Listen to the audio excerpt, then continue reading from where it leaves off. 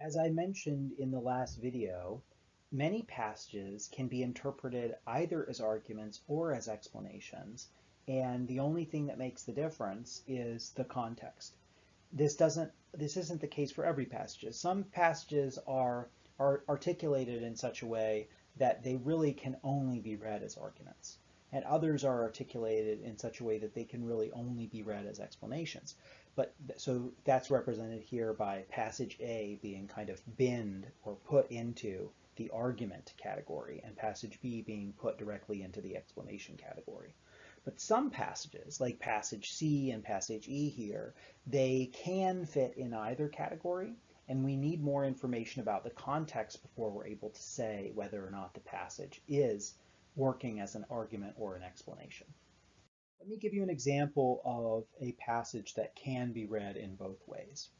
So this is a passage that was sort of the last passage we looked at in the last video.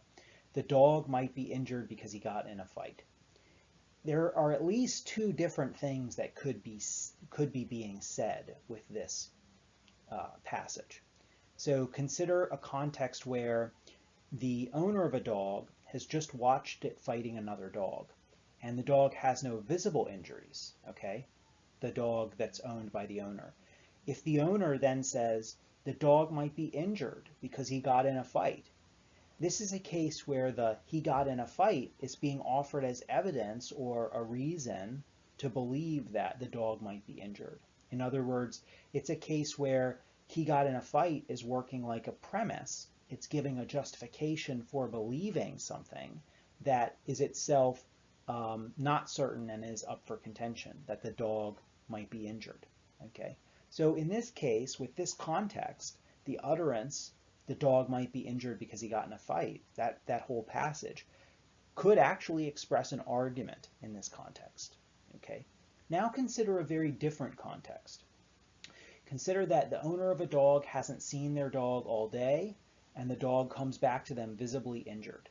Okay, so the dog has, say, like large gash on its ear and it's limping. Okay, then if the owner says the dog might be injured because he got in a fight, there what the author of this passage would be doing is offering an explanation. Okay, so the dog being injured is well known, right? And the thing that follows the because he got in a fight, that part, the he got in a fight part, is being offered as a potential explanation of the thing that's known. Okay, so since the thing that follows the because, the claim that follows the because is the A part, right? Notice that what it's doing in this second context is it's providing information. In this case, it's kind of speculative information or imagined information or possible information. The author of the passage would be offering a possible explanation of the B part, the thing that's known in this case, okay, that the dog might be injured. So since this is a case where we already know the B part, it's not something that's trying to be proven or supported or justified, then this would be a case of, pretty clearly a case of an explanation. And hopefully that clarifies for you, just looking at this example, how the same set of words can sometimes express an argument and sometimes express an explanation. If you ask, well, wait, how is that possible? How can some passage mean such different things?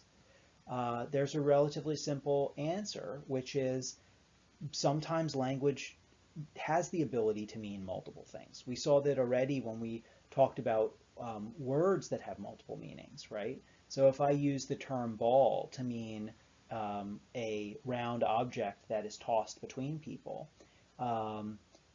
that's not the same thing as using the word ball to mean a party where people dress up and dance. Okay, are you going to the ball? And by which, I mean, are you going to the big dance, right? So the fact that that word ball means multiple things, different things depending on the context, is just an example with a single word of something that's more generally true of language, which is that language can mean different things. Pieces of language, including whole sentences and whole paragraphs, can mean different things depending on the context in which they are stated or they are written. And so when it comes to looking at some passage, some sentence or some paragraph, and asking whether, for instance, whether it's an argument or an explanation, sometimes you need the context to be able to answer that question.